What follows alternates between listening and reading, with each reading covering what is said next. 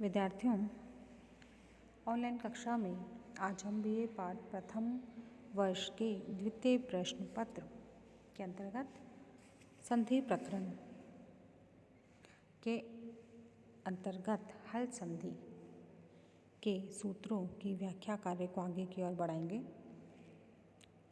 हल संधि का प्रारंभ मैंने पिछले व्याख्यान में कर दिया था। सूत्रों और उदाहरणों की व्याख्या को हमने समझा है। विद्यार्थियों, इसी प्रकरण में अगले सूत्र की ओर बढ़ते हैं। तो शी शकार परे होने पर त वर्ग यानी त, थ, द, ध और न के स्थान पर क्रमशः ट वर्ग और ट, ठ, ड, ढ तथा नकार आदेश नहीं होता है। कहने का मतलब है, शकार परे होने पर त वर्ग के स्थान पर ट वर्ग का आदेश नहीं होता है। उदाहरण से हम समझते हैं। उदाहरण है सन षष्ठः, छठा श्रेष्ठ है, सन प्लस षष्ठः। इस अवस्था में इष्टु न इष्टु सूत्र से नकार के स्थान पर नकार प्राप्त होता है, किंतु तोहोशी सूत्र इसका निषेध कर देता है। शकार परे है, इसलिए ये तकार के स्थान पर टकार नहीं होने देता है और फिर स्थिति हमारी यही रहती है सन प्लस षष्ठः और संयोग करने पर संषष्ठः यह रूप सिद्ध होता है। विद्यार्थियों, अगला सूत्र हम देखते हैं झलाम जशोंते। सूत्र क्या कह रहा है? पदांत यानी पद के अंत में पदांत झल के स्थान पर जश आदेश होता है और यह आदेश स्थाने अंतरतमः परिभाषा से होता है। विद्यार्थियों, झल और जश ये दोनों ही प्रत्याहार हैं। झल प्रत्याहार के अंतर्गत वर्गों के पहले, दूसरे, तीसरे, चौथे और ऊष्म वर्ण यानी शकार, शकार, सकार, हकार आते हैं। जश प्रत्याहार के अंतर्गत वर्गों के तीसरे वर्ण आते हैं और स्थाने अंतरतमः परिभाषा से झलों के स्थान पर जश का आदेश इस प्रकार से होगा, जैसे कि तालिका आप लोग देख रहे हैं कि उच्चारण स्थान का साम्य होगा। जैसे क वर्ग क, ख, ग, घ कंठ है उच्चारण स्थान, तो जश आदेश होगा गकार। इसी प्रकार से च वर्ग तालु तो जकार, ट वर्ग मूर्धा तो डकार, त वर्ग दंत तो दकार और प वर्ग ओष्ठ तो बकार।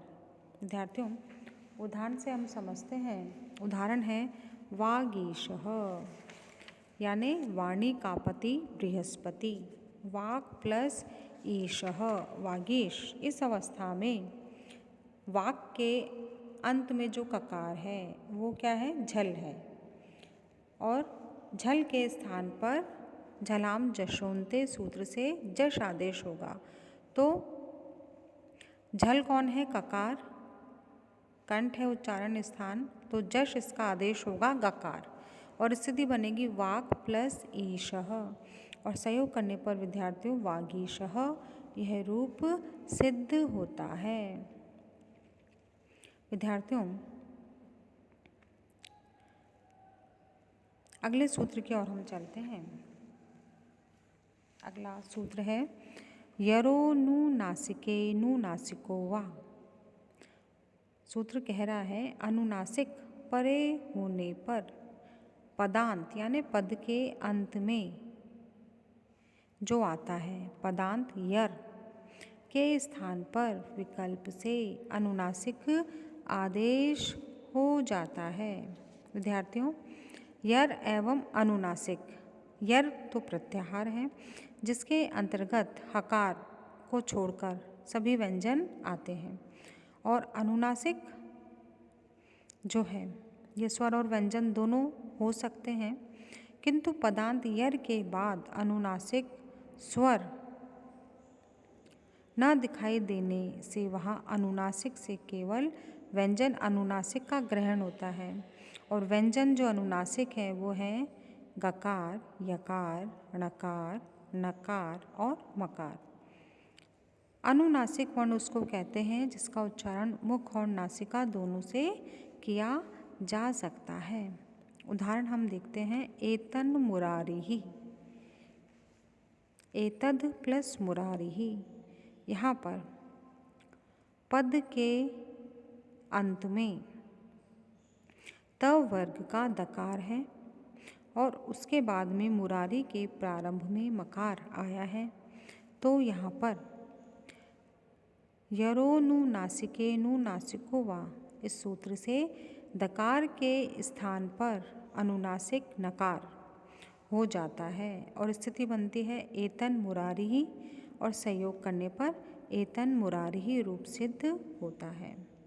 अब ये जो अनुनासिक आदेश है ये विकल्प से होता है, इसलिए जहाँ पर ऐसा नहीं होगा वहाँ पर दकार के स्थान पे नकार नहीं होगा और दकार ही रहेगा। तो फिर एतद और एतद प्लस मुरारी ही रहेगा और संयोग करने पर एतद मुरारी यह रूप सिद्ध होगा।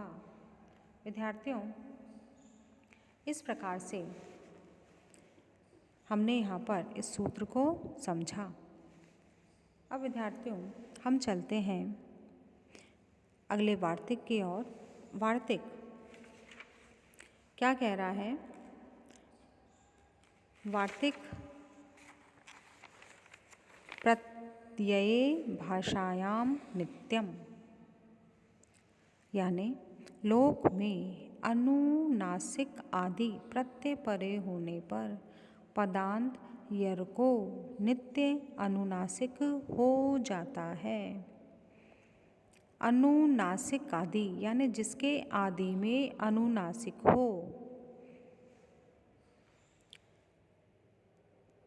लोक में गकार, यकार, नकार, नकार और मकार, यानी वर्णों के अंतिम पांचवें वर्ण अनुनासिक कहलाते हैं, जिनका उच्चारण मुख और नासिका दोनों से होता है। तो ये पांचों मकार आदि प्रत्यय परे होने पर पदांत क वर्गस्थ, च वर्गस्थ, ट वर्गस्थ, त वर्गस्थ और प वर्गस्थ वर्णों के स्थान पर क्रमशः गकार, यकार, णकार, नकार और मकार आदेश हो जाता है। विद्यार्थियों, आप देख रहे हैं सूत्र के अर्थ में उदाहरण से समझते हैं। तन्मात्रम यानी उतना ही, तद प्लस मात्रम, इस अवस्था में पदांत त वर्ग का जो वर्ण है वो है दकार, और दकार के बाद में मकार आया है। मकार आदि प्रत्यय मात्रच आया है। तो यहाँ पर प्रत्यये भाषायाम नित्यम, इस वार्तिक से दकार को नकार हो जाता है और स्थिति बनती है तन प्लस मात्रम, और संयोग करने पर तन मात्रम रूप सिद्ध होता है। विद्यार्थियों, इसी प्रकार से चिन्मयम चेतन स्वरूप, चित्त प्लस मयम, तो यहाँ पर मकार आदि प्रत्यय मयट का मयम परे है और उसके पहले है चिद, इसका दकार जो है वो यर है। तो यहाँ पर प्रत्यय भाषायाम नित्यम, इस वार्तिक से दकार को नकार हो जाता है और स्थिति बनती है चिन्ह प्लस मयम, संयोग करने पर चिन्मयम रूप सिद्ध होता है। विद्यार्थियों, हल संधि का व्याख्यान हमारा आज का यहीं समाप्त होता है।